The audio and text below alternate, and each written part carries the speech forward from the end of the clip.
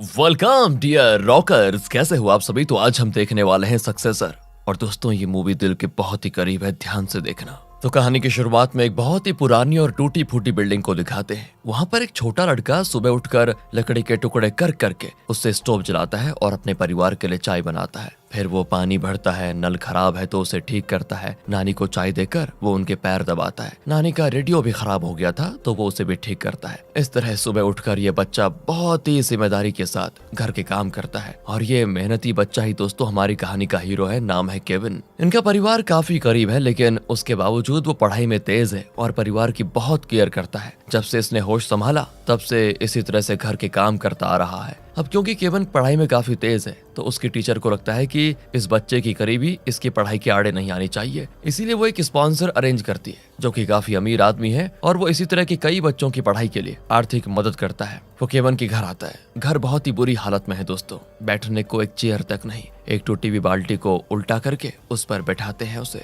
ऊपर सीलिंग से पानी टपक रहा है। टेबल के बजाय ईंट का बना हुआ एक स्टैंड है वहाँ पर। एक बीमार नानी जो दीवार को ताक रही है, लगता है मानसिक रूप से पीड़ित है। स्पॉन्सर पूरे घर को देखकर समझ आता है कि ये लोग तो बहुत ज्यादा करीब है और शायद 2 वक्त की रोटी के लिए बहुत ही स्ट्रगल करते हैं। तो स्पॉन्सर केविन के पिता जॉन से कहता है कि देखिए, मैं आपके बेटे की पढ़ाई का पूरा खर्चा उठाने को तैयार हूँ। वैसे मैं बहुत सारे बच्चों को स्पॉन्सर करता हूँ, आप चाहें तो मैं इससे बेहतर घर भी आपको दिला सकता हूँ, क्योंकि ऐसे माहौल में बच्चों को पढ़ने में बहुत मुश्किल होती है। पर जॉन शांत होकर उसकी मदद को ठुकरा देता है। तब केविन की माँ, जिसका नाम जिया है, वो चाय वगैरह बना कर लेकर आती है। वो जिया को भी समझाता है लेकिन पति पत्नी साफ कह देते हैं कि हम जैसे भी हैं खुश हैं, हमसे जैसा मन पड़ेगा हम अपने बच्चे की पढ़ाई का खर्चा उठा लेंगे। आपने हमारे बच्चे के लिए इतना कुछ करना चाहा उसके लिए बहुत बहुत शुक्रिया, लेकिन हम आपसे कोई मदद नहीं चाहते। स्पॉन्सर भी बाहर आ जाता है दोस्तों, लेकिन वो काफी गुस्से में होता है कि इन्हें अपने बेटे की फ्यूचर की फिक्र ही नहीं है। बताओ, मैं उस बच्चे की लाइफ संवारने की बात कर रहा हूँ और ये लोग हैं कि ठुकरा रहे हैं उस चीज को। तब उस स्पॉन्सर के बेटे को दिखाते हैं दोस्तों, तो वो खेल रहा होता है। केविन बेबस होकर उसको देख रहा होता है क्योंकि उसे भी टैब पर उन गेम्स को खेलने का मन करता है। उनके जाने के बाद यहाँ घर के अंदर जिया वॉश बेसिन के नीचे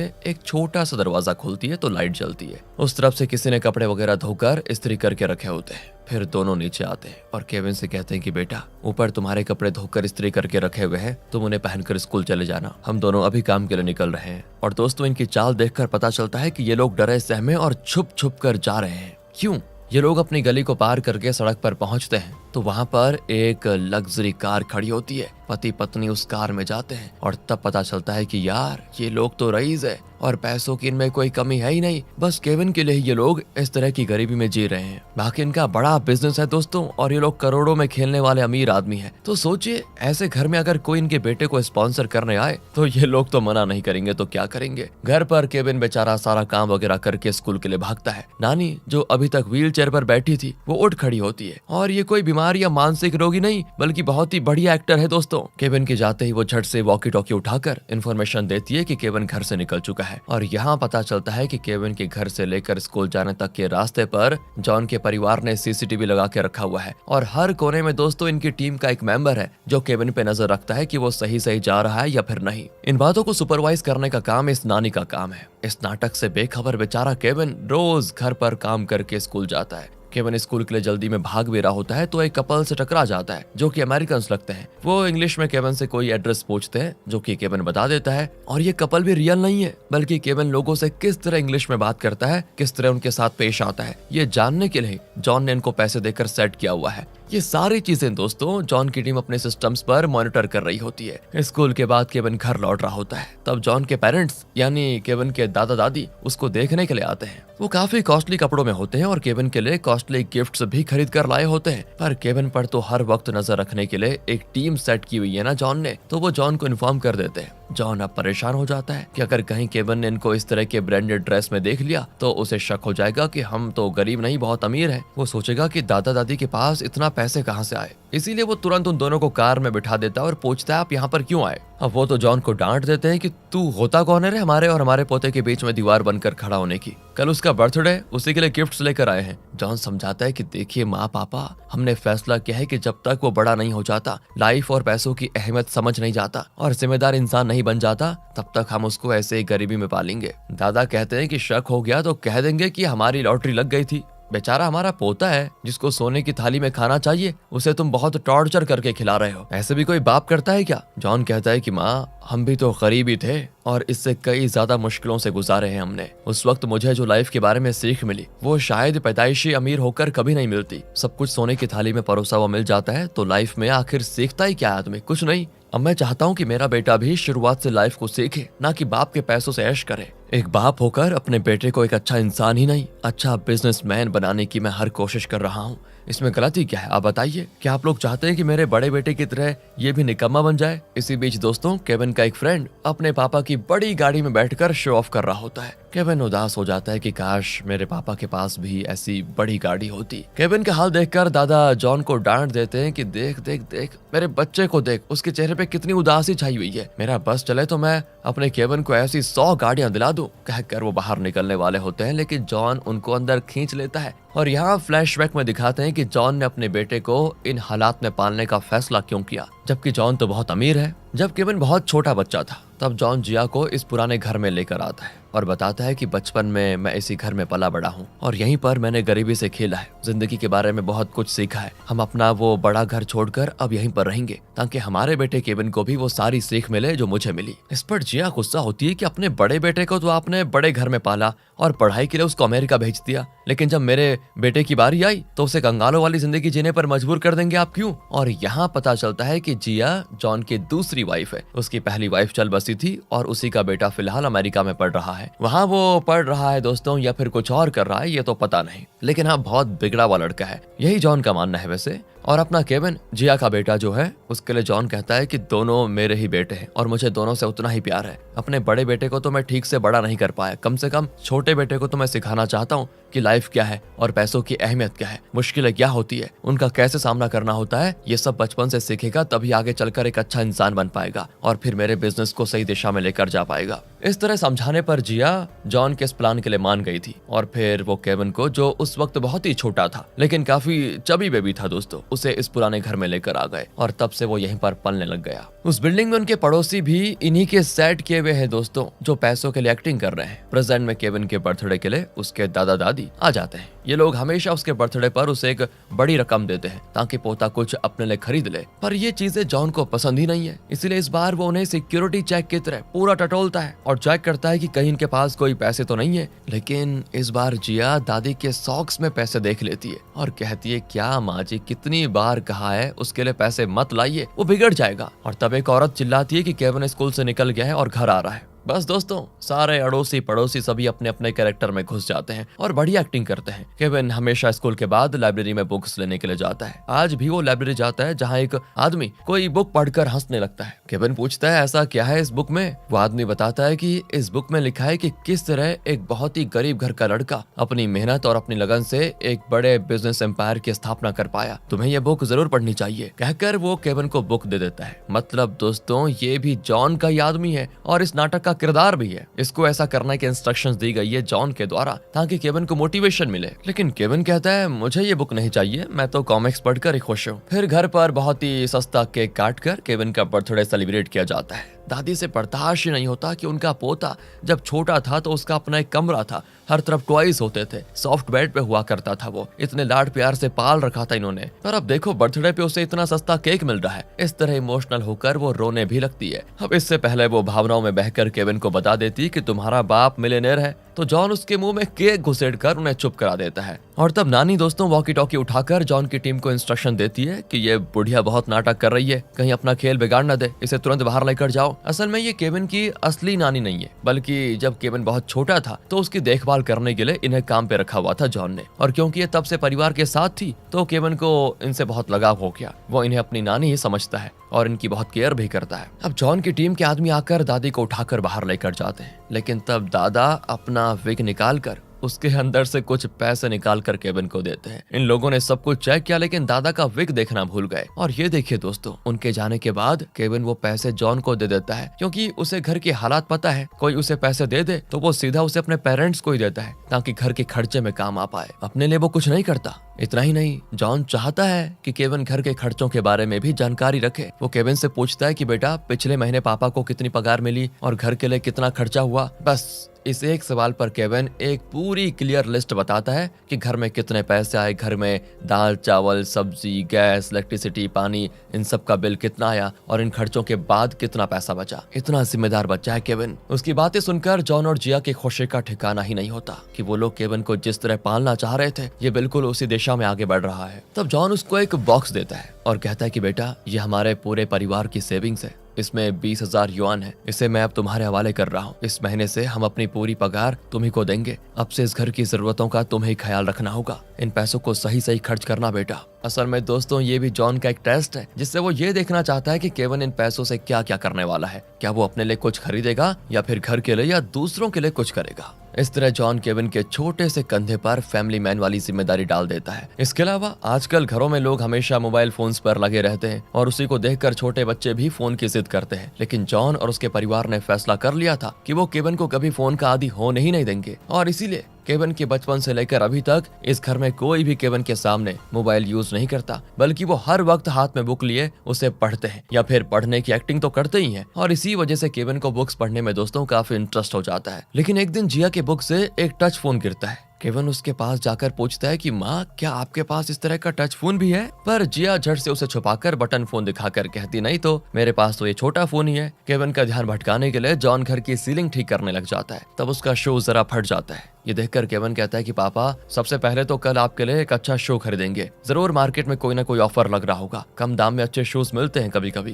केविन के पेरेंट्स काफी प्राउड फील करते हैं कि हाथ में पैसे आते ही उसने अपने बारे में नहीं बल्कि पापा के बारे में सोचा कि उनको शूज की जरूरत है। केविन के सोने के बाद वो अपने कमरे की अलमारी खोलते हैं तो अंदर एक लिफ्ट होता है दोस्तों। वो झट से उसमें चढ़कर पहुंच जाते हैं बिल्डिंग के बेसमेंट में, जो कि काफी बड़ा है। मतलब दोस्तों, इस टूटे फूटे बिल्डिंग के बेसमेंट में चल रहा है जॉन और उसके परिवार का हाई लेवल ऑपरेशन, जिसके लिए एक बहुत बड़ी टीम हायर करके रखी हुई है इन्होंने। सालों साल चलने वाले इस नाटक के बैक स्टेज पर ये सब काम कर रहे हैं देखा, और इनका इकलौता मकसद यही है कि मालिक के बेटे को 24 घंटे मॉनिटर करे। इतना ही नहीं, केविन की लाइफ एकदम फुली प्लान करके रखी है जॉन ने, जैसे कि उसकी रोज की दिनचर्या क्या होगी, उसे रोज किन लोगों से मिलना है, किन से बात करना है, उसकी लाइफ में कौन सी घटनाएं होनी है। ये सब कुछ नैसर्गिक तरीके से होने के बजाय एक स्टेज ड्रामा की तरह हो रहा है दोस्तों, जिसमें घटनाएं बिल्कुल प्लान्ड है। लेकिन बेचारा केविन कुछ जानता ही नहीं, वो तो अपनी असलियत को सच मान कर जी रहा है और उन घटनाओं से गुजर रहा है जिससे उसको नहीं गुजरना चाहिए था। जॉन उन्हें बताता है कि पिछले 5 साल से आप लोगों ने इस मिशन पर जो बढ़िया काम किया है उसके लिए मैं सबकी सैलरी डबल कर रहा हूँ। सुनकर सभी खुश हो जाते हैं। यहाँ सीन शिफ्ट होता है फ्लैशबैक में, जिसमें बताते हैं कि ये मिशन शुरू कैसे हुआ। केविन बहुत छोटा था, उसे जॉन के शानदार घर में पाला जा रहा था। उसकी पसंद की हर चीजें उसे मिलती थी, चाहे वो आइसक्रीम हो, कैंडी हो, कॉस्टली टॉयज हो, सब कुछ देकर उसे एक लग्जूरियस माहौल में रखा हुआ था। ऐसे में अचानक उसे एक टूटी फूटी बिल्डिंग में लाकर उसके फूड हैबिट से लेकर सब कुछ चेंज करने की कोशिश की थी जॉन ने। शुरू में वो काफी रोता था, कुछ नहीं खाता था, रात को सोता नहीं था। उसे बड़े घर में एसी रूम में सोने की आदत थी, लेकिन यहाँ पर एक खटारा फैन के नीचे उसको नींद नहीं आती, तो ये लोग कपड़े से एक पालना बनाकर उसे दोनों हाथ में लेकर हिलाते हैं और खुद रात भर जागते हैं। सीलिंग इतनी खराब होती है कि अगर ऊपर से कोई झूला लटकाया जाए तो सीलिंग ही नीचे आ जाए। इस तरह बहुत ही मुश्किल से ये लोग केविन को इस घर में एडजस्ट करवा पाए। तब उन्होंने केविन के लिए केयर टेकर को रखने का फैसला किया और इस नानी को रख लिया, जिसे केविन अपनी नानी समझता है। प्रेजेंट में दोस्तों सुबह होती है तो केविन जल्दी उठकर मार्केट जाता है और घर के लिए सब्जियां, मांस वगैरह खरीद लाता है। उसे सिर्फ कुछ गिनी चुनी दुकानों में ही चीजें खरीदने को कहा था जॉन ने, क्योंकि जॉन ने उन्हें भी पैसे देकर सेट किया था। हर बार केविन मोल तोल करके ही चीजें खरीदता है, दुकानदार भी उसके हिसाब से दाम कम करके दे देते हैं। सब खरीद कर वो घर आता है तो उसको देखकर जिया बड़ी खुश होती है कि इस छोटी सी उम्र में इसकी कितनी जिम्मेदारियां हैं बताओ, और वो बखूबी संभाल रहा है इनको। और वो पीछे एक बॉक्स छुपा कर लेकर जा रहा था, तो जिया और खुश होती है कि जरूर वो जॉन के लिए नए शूज खरीद कर लेकर आया होगा। फिर वो सब्जियां वगैरह ले जाकर किचन में एक दरवाजे पे नॉक करती है, तो दरवाजा खुलता है और उस तरफ एक और किचन होता है। वहाँ कुछ लोग कुकिंग कर रहे होते हैं। सामान लेकर वो कुछ डिशेस जिया को देते हैं। मतलब कि ये अमीर लोग जो गरीब की लाइफ जी रहे हैं, ना तो ये खुद कुकिंग करते हैं, ना खुद अपने कपड़े धोते हैं, हर चीज के लिए नौकर रखे हुए हैं, पर बेटे से सब कुछ करवा रहे हैं। यार कैसा कष्ट दे रहे हैं उसको ये। दूसरी ओर जॉन बहुत ही गुस्से में होता है, क्योंकि असल में केविन जॉन के लिए शूज नहीं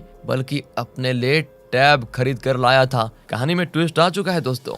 और ये देखिए, बाथरूम में भाई साहब उसमें कोई गेम खेलते हैं और फिर उसे वहीं एक जगह छुपाकर बाहर आ जाता है। ये सारी चीजें सीसीटीवी पर देखकर अब जॉन परेशान हो जाता है कि इतने सालों से उसने अपने बेटे को जिस ढांचे में ढालने की कोशिश की वो सब एक ही पल में मिट्टी में मिल गया। सेविंग्स के पैसों से केविन ने ना घर के लिए कुछ खरीदा, ना जॉन के लिए शूज खरीदे। वो टैब जैसी बेकार चीज लेकर आ गया, जबकि उसकी इन्हें जरूरत ही नहीं थी। ये लोग सीसीटीवी पर चेक करते हैं कि केविन ने वो टैब कहां से खरीदा। असल में उसने एक दुकान से खरीदा था जहां कोई ऑफर चल रहा था और 1 हफ्ते के अंदर उसको लौटाया जा सकता है। जिया कहती कि देखा, इसीलिए मेरे बेटे ने खरीदा कि 1 हफ्ता इसे यूज करके लौटा दूंगा तो पैसे वापस मिल जाएंगे, पर आपने मेरे बेटे को गलत समझा। वो देखो अभी से बिजनेस माइंड सोच रहा है। फिर जॉन काम के लिए किसी दूसरे टाउन जाने का बहाना करके पोटली वगैरह बांध कर घर से निकलता है। वो केविन से कहता है कि बेटा, जब तक मैं नहीं लौटा था तुम ही हेड ऑफ द फैमिली हो, तुम्हें इस घर को संभालना है, माँ और नानी का ख्याल रखना, ठीक है? इस तरह इमोशनली कहकर वो चला जाता है। तब जॉन का शू टूट कर गिर जाता है तो केविन रो पड़ता है कि मैंने गलती कर दी, टैब खरीदने के बजाय मुझे पापा के लिए शूज खरीदने चाहिए थे। जॉन के जाने के बाद वो टैब पर आखिरी बार एक गेम खेल लेता है और फिर उसे एक कवर में लपेटकर बाथरूम में छुपा देता है। उसने फैसला किया था कि कल वो इसको वापस करेगा और उसे जो पैसे वापस मिलेंगे उन पैसों से वो पापा के लिए शूज खरीदेगा। वो बाहर निकलता है तो जिया और नानी झट से भूख पड़ने की एक्टिंग करते हैं। खैर, अगले दिन दोस्तों वो टैब वापस करने जाता है, लेकिन दुकानदार उसे वापस नहीं लेता क्योंकि टैब पर थोड़ा पानी लग गया था और वो कहता है ये डैमेज भी है, इसे हम वापस नहीं करेंगे। केविन रोने लगता है कि प्लीज अंकल, पैसे वापस कर दीजिए वरना मेरे घर में आज चूल्हा नहीं जलेगा, मुझे पापा के लिए शूज भी खरीदने हैं। पर दुकानदार कहता है कि बेटा, नो मीन्स नो, मैं रिटर्न नहीं लूंगा। असल में दोस्तों जॉन की टीम ने ही उसे ऐसा करने के इंस्ट्रक्शंस दिए थे। केविन रोता हुआ घर आता है कि आज घर में खाना कैसे आएगा। तब एक जगह पर गरीबों को फ्री में खाना दिया जा रहा होता है। केविन तुरंत अपनी माँ और नानी को वहाँ पर लेकर जाता है और कहता है बहुत खाना मिलेगा यहाँ, आप दोनों पेट भर के खाइएगा। पर इन दोनों को स्टार होटल के मेनू जैसा बढ़िया डिशेस खाने की आदत है, यहाँ का खाना इनको अच्छा नहीं लगता। जिया को तो उल्टी आ जाती है। ऊपर से केविन कहता है कि जितना चाहो खा लो, मैं और लेकर आता हूँ। ये कहकर केविन और खाना लेने जाता है तो दोनों मौका पाकर वहाँ से भाग जाती है। दोस्तों नानी को तो देखिए अपना व्हील चेयर उठाकर भाग रही होती है। जब तक पापा वापस नहीं आते ना तब तक मुझे घर के खर्चे के लिए कुछ करना होगा। ये सोचकर वो जगह जगह पड़े हुए वेस्ट कैन को उठाकर उन्हें कबाड़ की दुकान में बेचने जाता है। उसके स्कूल के कुछ बच्चे उसके कैंस छीनकर जला डालते हैं और उसे बहुत बुली भी करते हैं। असल में जॉन कहीं नहीं गया है, वो यहीं पर है और अपनी टीम के साथ केविन की एक्टिविटीज को सीसीटीवी पर देख रहा है। जिया तो जॉन पर भड़क जाती है कि मेरे बेटे से ये सब नहीं होगा, बेचारा कचड़ा उठा रहा है। तो जॉन भी कहता है कि अरे टेंशन मत लो, बचपन में मैंने इससे भी ज्यादा कचरा उठाया था। हर काम इंसान को कोई न कोई सीख जरूर देता है, सीखने दो मेरे बेटे को। तब ये लोग सीसीटीवी में देखते हैं कि केविन कैंस लेकर जा रहा होता है और फिर वो एक सुपरमार्केट में रुकता है, वहां अंदर जाता है क्योंकि यहाँ उसे वेस्ट कैंस मिलने के चांसेस है। अंदर कैश बॉक्स खुला होता है और उसमें नोट के गड्ढे पड़े होते हैं। यहाँ इन सब का दिल धक धक कर रहा होता है कि घर की हालात और गरीबी के बारे में सोचकर कहीं बेटा कैश बॉक्स पर हाथ साफ न कर दे। सब डरे सहमे देख रहे होते हैं। केविन का हाथ उस कैश बॉक्स की ओर जाता है लेकिन वो उसे बंद करके वहाँ के स्टाफ से कहता है कि दीदी, अगर कैश जमा हो जाए तो उन्हें फेंक मत देना, मैं कल आकर ले जाऊंगा आपसे। तब जाकर इनकी जान में जान आती है कि नहीं, बेटा बिगड़ा नहीं, वो सही रास्ते पे जा रहा है, उसका जमीर फिसला नहीं। केविन जिस रास्ते से गुजरता है अब ये लोग वहाँ कैंस डालने लगते हैं ताकि उसे आसानी से कैंस मिले। फिर वो भी उन कैंस को उठा रहा होता है और तब कॉस्टली बाइक में एक आदमी आता है जो कहता है कि बेटा, मैं तुम्हारे सारे कैंस खरीदूंगा। दिखने में तो अमेरिकन लगता है और इंग्लिश में पूछता है क्या मेरी बाइक में एक राइड चलोगे। केविन भी उससे इंग्लिश में बात करता है और कहता है कि हाँ जरूर चलूंगा। फिर वो केविन को एक लग्जरी होटल में ले जाकर वहाँ के रेस्टोरेंट में बहुत सारे डिशेस खरीद कर देता है कि खाओ बेटा। इस तरह का खाना केविन ने कभी देखा ही नहीं था और काफी टेस्टी भी होता है उसके लिए। वो तो एकदम दबा के खाता है। दोस्तों होटल के बाहर जॉन के आदमी उस पर नजर रखे हुए हैं। इन लोगों ने केविन की इंग्लिश इंप्रूव करने के लिए किसी इंग्लिश ट्यूटर को बुलाया है तो वो समझते हैं कि यही वो ट्यूटर है और इस तरह होटल में लाकर वो कैजुअली केविन को इंग्लिश सिखा रहा है। तब वो आदमी केविन से कहता है कि मेरा एक दोस्त है, वही तुम्हारे कैंस खरीदने वाला है, चलो उससे मिलवाता हूँ तुम्हें। ये कहकर वो केविन को नीचे लेकर जाता है। वहाँ उसका दोस्त बैठा होता है जो कहता है भाई मैं तुमसे कैंस खरीदने को तैयार हूँ, तुम बस रेट बताओ। केविन कहता है कि मैं 10 युआन लूंगा। इस पर वो कहता है कि मैं तुम्हें 100 दूंगा, पर डील करने से पहले तुम यहाँ जरा नहाना पसंद करोगे क्या। केविन भी खुश हो जाता है कि हाँ, ऐसी जगह पे बाथरूम भी बढ़िया ही होगा। इसी बीच यहाँ जॉन की टीम रिलैक्स होकर खेल रही होती है। नानी पूछती है केविन इस वक्त कहाँ पर है। वो कहते हैं कि फिलहाल तो वो अपने इंग्लिश ट्यूटर के साथ है। उसने केविन को अपनी बाइक में पिकअप किया और उसे एक बड़े होटल में खाना भी खिला रहा है। नानी चौंक जाती, ये क्या बकवास है, आज केविन का शेड्यूल में ऐसा कोई इंग्लिश ट्यूटर है ही नहीं। हे भगवान, कहीं किसी और ने हमारे छोटे मालिक को किडनैप तो नहीं कर लिया। सब घबराकर उस होटल में आते हैं और बाइक वाले आदमी की धुलाई करते हैं। केविन तो नहा रहा होता है। बाइक वाले के दोस्त को भी ये लोग पीट देते हैं और केविन को वहां से बचा कर लेकर जाते हैं दोस्तों, और फिर पता चलता है कि बाइक वाले का दोस्त और कोई और नहीं, जॉन का बड़ा बेटा बैरी है। पर इससे पहले कि केविन को कुछ पता चले, वो उसे वहां से लेकर चले जाते हैं। जी हाँ, फिर बैरी की मरहम पट्टी कर रही होती है। वो कहता है कि अरे मैं तो बस यहाँ घूमने आया था, सोचा अपने छोटे भाई से मिल लूं, और आप लोगों ने तो हद ही पार कर दी ना। उस बेचारे को ऐसी बदतर लाइफ जीने पर क्यों मजबूर कर रहे हैं आप लोग। तो जॉन कहता है कि वो इसीलिए बेटा कि तुम्हारी तरह वो आवारा और गैर जिम्मेदार नहीं बन जाए। वैसे वो अमेरिकन कौन है? बैरी बताता है कि वो मेरा लिव इन पार्टनर है। जॉन अब अपना माथा पीट लेता है कि अपनी खुद की लाइफ तो तुमसे संभाली नहीं जा रही, ऊपर से लिव इन पार्टनर भी है तुम्हारा। मेरा मुंह मत खुलवाओ अब, और चुपचाप वापस अमेरिका चले जाओ। अब घर पे केविन जॉन से माफी मांगता है कि पापा मैं आपकी तकलीफ को नहीं समझ पाया और शूज के बजाय टैब लेकर आ गया, आइंदा मैं कभी ऐसा नहीं करूंगा पापा। जॉन भी कहता है कि तुमने अपनी गलती मानकर माफी मांग ली, ये कोई छोटी बात नहीं है बेटा, आगे से जो भी करो सोच समझ कर करो बस, तुम रो मत, पापा तुमसे गुस्सा नहीं है अब। वैसे शायद तुम कैंस कलेक्ट करके उन्हें बाहर बेचकर पैसे कमाने की सोच रहे हो, है ना? बहुत अच्छी कोशिश की तुमने, लेकिन इस तरह कैंस के लिए जगह जगह भटकने से अच्छा है कि तुम किसी स्टेडियम में जाओ, क्योंकि वहाँ मैच में कोई ना कोई टीम तो हारेगी, तब ऑडियंस ग्राउंड्स पर कैंस फेंकते हैं, वहाँ तुम्हें ढेर सारे कैंस एक ही जगह मिल जाएंगे। और दोस्तों फिर अगले दिन एक मैच भी होता है जिसमें एक टीम बहुत ही खराब खेल कर हार जाती है, और तब ऑडियंस ढेरों कैंस, प्लास्टिक बॉटल्स, सारी चीजें प्लेयर्स पर दे मारते हैं, और केविन उन सारे कैंस और बोतल्स को कलेक्ट कर लेता है। उसकी खुशी और सफलता देखकर उसका परिवार बड़ा खुश हो रहा होता है। लेकिन ताज्जुब की बात यह है कि मैच में भी जॉन की सेटिंग है, और उसने इन दोनों टीम्स को पैसे देकर ये मैच करवाया और इस तरह अपने बेटे को पैसे कमाने में मदद की। सब तो बढ़िया है दोस्तों, लेकिन सोचने वाली बात यह है कि अपने बेटे को गरीब रखने के लिए, उसे निचले स्तर की लाइफ एक्सपीरियंसेस दिलाने के लिए ये लोग मिलियंस खर्च कर रहे हैं। ध्यान देने वाली बात है, गरीबी इतनी महंगी भी नहीं होनी चाहिए, है ना? आपका क्या ख्याल है वैसे? खैर सुबह हो जाती है और एज यूजुअल केविन घर में अपना काम निपटा कर स्कूल के लिए भागता है, और उसे इतना तेज भागते देखकर एक स्पोर्ट्स कोच उसके घर पर आ जाता है और जॉन से कहता है कि अगर इस उम्र से केविन को अच्छी ट्रेनिंग दी जाए तो फ्यूचर में वो एक बहुत ही सक्सेसफुल एथलीट बन जाएगा। मैं जानता हूँ कि आप एक कोच अफोर्ड नहीं कर सकते, लेकिन मैं खुद को स्पॉन्सर ढूंढ लूंगा या फिर उसे फ्री में ट्रेन करने को तैयार हूँ मैं। और केविन को भी तो एथलीट बनने में बहुत इंटरेस्ट है और वो बहुत ही खुश भी होता है, लेकिन जॉन उसे एथलीट नहीं बनाना चाहता, बल्कि उसे पैसों की अहमियत समझाकर उसे अपने बिजनेस का वारिस यानी सक्सेसर बनाना चाहता है। उसी के लिए तो वो इतने पैसे खर्च कर रहा है, लेकिन अब अगर वो मना करेगा तो केविन उदास हो जाएगा, इसीलिए वो कोच के सामने तो हाँ कर देता है। लेकिन बाद में अपनी टीम के साथ बैठकर वो सोचता है कि केविन को एथलीट बनाने से कैसे रोका जाए। जब केविन सो रहा होता है तो उसके पैरों में एक तरह का जेल लगाते हैं, जिससे कि सुबह उठने पर वो कुछ घंटों के लिए ठीक से चल ना पाए। सुबह होता वैसा ही है और ये लोग तो घबराने की एक्टिंग करते हैं कि बेटा क्या हो गया तुम्हें, और उसे सीधा हॉस्पिटल लेकर जाते हैं। वहाँ पे भी जब इतने अमीर हैं तो वहाँ पर भी हॉस्पिटल वालों को खरीद लिया होता है इन्होंने, वहाँ पर सब इन्हीं के लोग होते हैं। और इनके कहने के बाद डॉक्टर भी कह देता है कि हाँ, आज के बाद आपके बेटे को रनिंग करना मना है, खासकर अगर वो कोई एथलीट बनना चाहता है तो उससे कहिए अपना सपना छोड़ दे, अगर ये तेज भागा तो पैरों की हड्डियां टूट सकती है। केविन को लगा कि वो ट्रेन होकर एक टॉप एथलीट बनेगा और अपने परिवार को गरीबी से ऊपर निकालेगा, उन्हें एक अच्छी लाइफ देगा, लेकिन अब उसका ये सपना एक पल में टूट कर बिखर गया। दोस्तों जॉन कहता है कि बेटा अगर तुम परिवार के लिए कुछ करना चाहते हो तो इस शहर की टॉप यूनिवर्सिटी का एंट्रेंस एग्जाम दो और बिजनेस मैनेजमेंट का कोर्स करो, फिर देखना तुम्हें कितनी सारी अपॉर्चुनिटीज मिलती हैं और तब तुम वो सब कर पाओगे जो तुम इस परिवार के लिए करना चाहते हो। क्या अपने पापा की खातिर ये सब करोगे?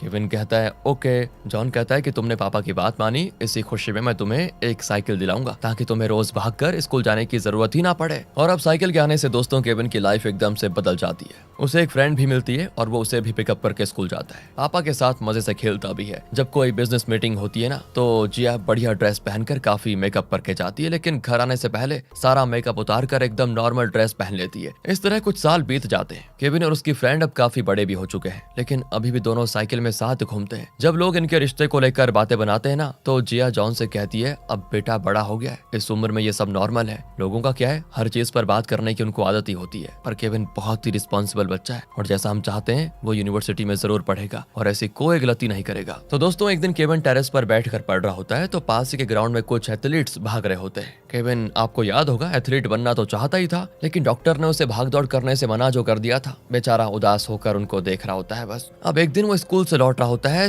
तो ये देखिए ग्राउंड में नानी बास्केटबॉल खेल रही है। वो चौंक जाता है कि नानी तो व्हील चेयर पर पड़ी रहती है, उठ भी नहीं सकती, वो खेल कैसे रही है। उसे देखते हुए नानी भी देख लेती है और वहां से ऐसे भागती है कि पूछो मत दोस्तों। केविन उनका पीछा करता है लेकिन नानी उससे भी फास्ट भागती है और लॉन्ग जंप, हाई जंप, सारी जंप करके घर पहुंच जाती है और हमेशा की तरह बेड पर बैठ जाती है। केविन पूछता है नानी मैंने अभी अभी आपको बास्केटबॉल खेलते हुए देखा था। एंड फिर वो जरा डगमगा जाती है, जिसे केविन नोटिस कर लेता है। बेटा मैं तो चल भी नहीं सकती, बास्केटबॉल कैसे खेल सकती हूँ? पर केविन का शक दूर नहीं होता। वो अपनी माँ को ढूंढता है, लेकिन जिया अपने कमरे में नहीं होती। वो पूरे घर की तलाशी ले लेता है, लेकिन जिया का कहीं पता नहीं चलता। नीचे बेसमेंट में जिया ये सब देखकर डर जाती है कि केविन को पता चलने वाला है सारा खेल। वो जल्दी से उस लिफ्ट के जरिए अपने कमरे में आ जाती है। उसे फुल मेकअप में देखकर केविन पूछता है कि आपके पास मेकअप के पैसे कहाँ से आए? आप थी कहाँ पर? मैंने पूरे घर में आपको ढूंढा। वो कहती है मैं तो अपने कमरे में सो रही थी बेटा। अरे माँ, मैंने आपके कमरे में हर जगह देखा, आप नहीं थी। और नानी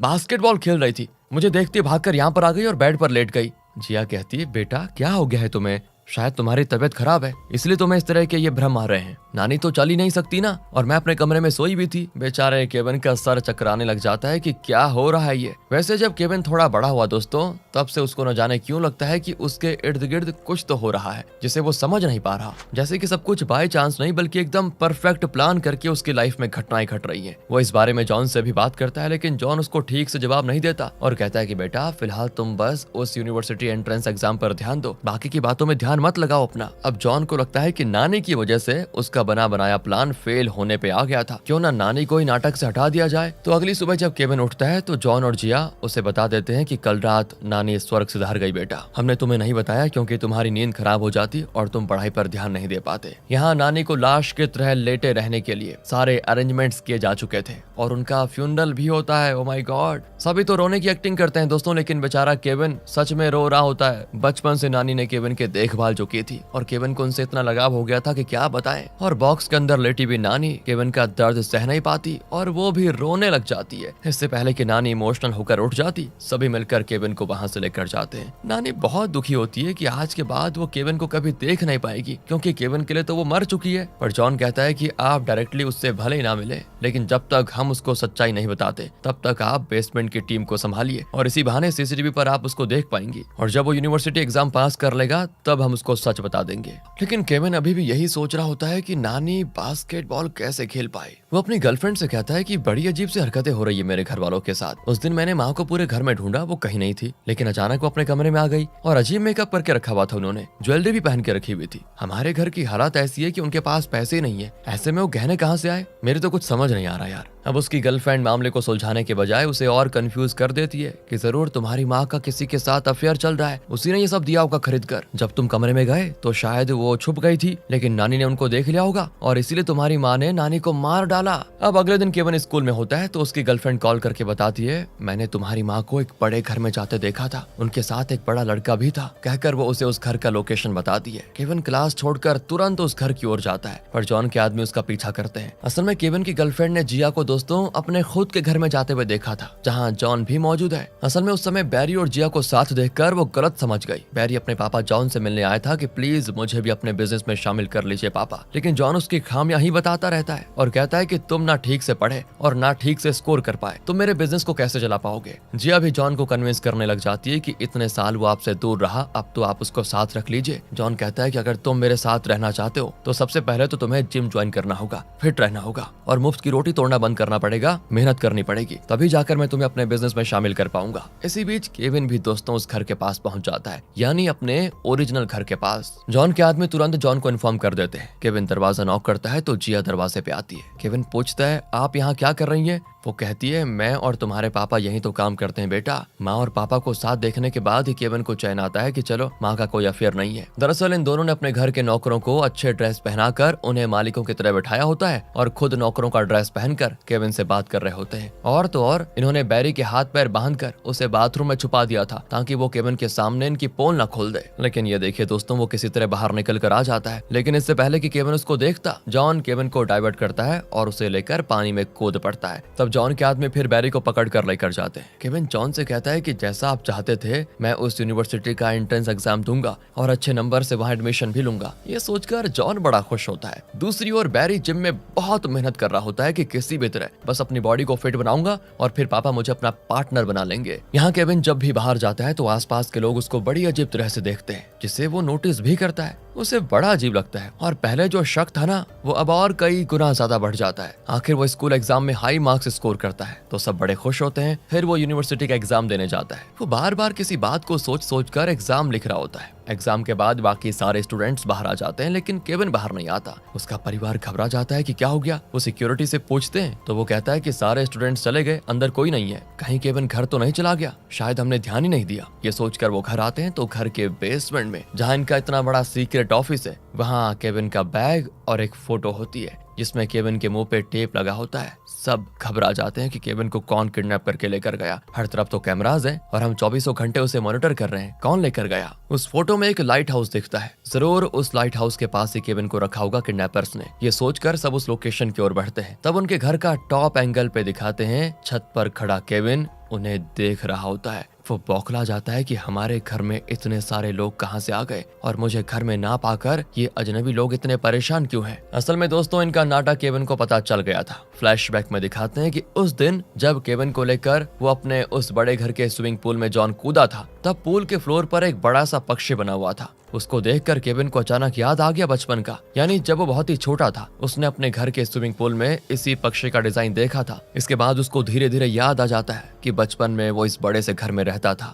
यहीं पर खेलता था, और ये धुंधली यादें उसका शक और मजबूत कर देती हैं। इसी वजह से वो एग्जाम देने तो गया, लेकिन एग्जाम को बीच में छोड़कर वो मेन एंट्रेंस से निकलने के बजाय पीछे की दीवार टपकर लाइट हाउस के पास पहुंचा और अपनी फोटो क्लिक की। फिर उस फोटो को अपने बैग में रखकर उसे घर के अंदर फेंक दिया। वो देखना चाहता था कि इस घर में होता क्या है। फिर वो छत पर चढ़कर टॉप एंगल से सारी चीजें देखने लगा। प्रेजेंट में दोस्तों सभी केविन की तलाश में उस लाइट हाउस की ओर चले गए हैं। सबके जाने के बाद वो जिया के कमरे में जाता है और अलमारी खोलकर उस लिफ्ट में चढ़ता है और सीधे पहुंच जाता है बेसमेंट में। वहाँ की दीवारों पर बचपन से लेकर अभी तक की केविन की सारी फोटोज होती हैं। उसका एक शेड्यूल भी होता है कि रोज उसे किन किन से मिलना है, किस तरह की घटनाएं उसकी लाइफ में होंगी। ये सब कुछ आर्टिफिशियली प्लान करके एग्जीक्यूट किया जा रहा था। सोचिए केविन के माइंड में क्या चल रहा होगा। उसे लगता है कि बचपन से लेकर अभी तक उसने जो जिंदगी जी थी वो नकली थी, जो कि किसी और ने उसके लिए प्लान करके रखी हुई थी। और जब इंसान को रियलाइज होता है कि उसकी पूरी लाइफ ही बहुत बड़ा झूठ था, तो सोचे यार उसकी मानसिक स्थिति क्या होगी। वो केविन के साथ भी हो रहा है दोस्तों।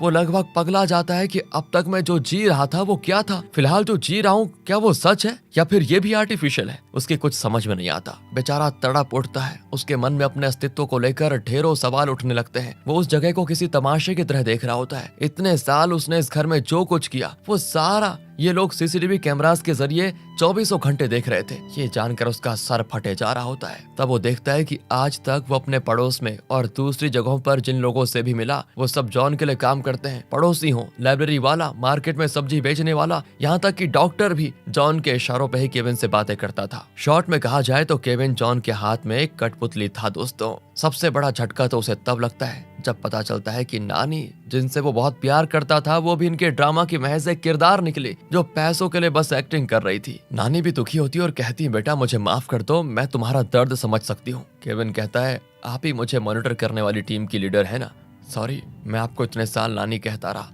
ये सुनकर नानी भी टूट जाती है। इतने में बाकी लोग भी वहाँ वापस आ जाते हैं। जिया बहुत रोती है कि बेटे को इस नकली जिंदगी का पता चल गया और शायद वो इनको माफ नहीं करेगा। लेकिन जॉन थोड़ा स्माइल करके केविन को शांत करने की कोशिश करता है और कहता है कि हम यूनिवर्सिटी एग्जाम के बाद तुम्हें सब कुछ बताने ही वाले थे बेटा। हमने नहीं सोचा था कि तुम्हें इस तरह पता चल जाएगा। हम गरीब नहीं थे बेटा, बहुत ही अमीर है, पर अमीर बाप का बेटा होकर तुम्हारे बड़े भाई ने जो आवारागर्दी की ना, उसके बाद मैंने फैसला कर लिया कि तुम्हें मैं उस तरह बिगड़ने नहीं दूंगा। इसलिए हमने ऐसा माहौल में तुम्हें बड़ा किया ताकि तुम एक जिम्मेदार इंसान बन जाओ। इस तरह जॉन उसको काफी दिलासा देने की कोशिश करता है, लेकिन केविन सिर्फ एक सवाल करता है, क्या आप सच में मेरे पापा हैं या मेरे पापा कोई और हैं और आपको उन्होंने क्या हायर करके रखा हुआ है मेरा पापा बनने के लिए। जिया तो ये सुनकर केविन से लिपट कर रोती भी है और उसे बहुत समझाती है कि ये सब हमने तुम्हारी भलाई के लिए किया बेटा। लेकिन वो कहता है कि मुझे एक छोटी जिंदगी जीने पे मजबूर करके आप लोगों को लगा कि इससे मेरी भलाई होगी। वाह, प्लीज मुझे अपने हाल पे छोड़ दीजिए, मुझे आपका कुछ नहीं चाहिए, मैं आजाद जिंदगी जीना चाहता हूँ।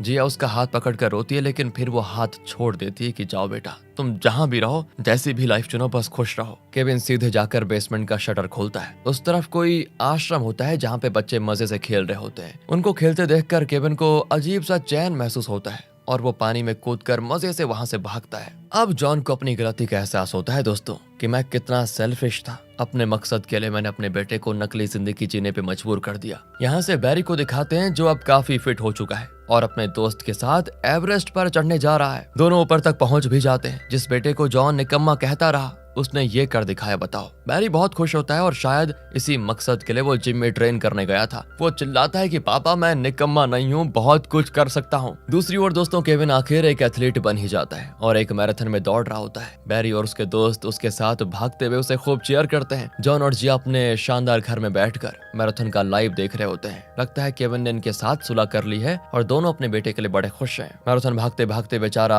आदत का मारा साइड में पड़े हुए कैंस और बॉटल्स उठाने में लग जाता है और सब कुछ समेट कर भाग रहा होता है। देखो ये देखकर जॉन अपना माथा पीट लेता है कि हे भगवान, जिस तरह कुत्ते ने जहां खंबा देखा वहां पैर उठा लिया, ये मेरा वारिस जहां कैंस देखता है उठा लेता है। तो जिया भी कहती है उसे दोष क्यों देते हो, तुम्ही ने तो उसे बचपन में ये सब सिखाया था, बेचारा उसको भुला नहीं पाया। अब आइंदा मेरे बेटे की लाइफ में तुमने दखल दिया ना तो मुझसे बुरा कोई नहीं होगा, उसे अपनी मर्जी की लाइफ जीने दो। इस तरह मजाक करते करते वो टीवी देख रहे होते हैं और इसी के साथ दोस्तों ये कहानी यहाँ पर खत्म होती है। अब आप बताइए आपको क्या लगता है, थोड़ा अलग किस्म की मूवी थी, मजा आया होगा आपको, एक्सप्लेनेशन कैसा लगा कमेंट करके बताइए। ध्यान रखिए अपना एंड थैंक्स फॉर वॉचिंग।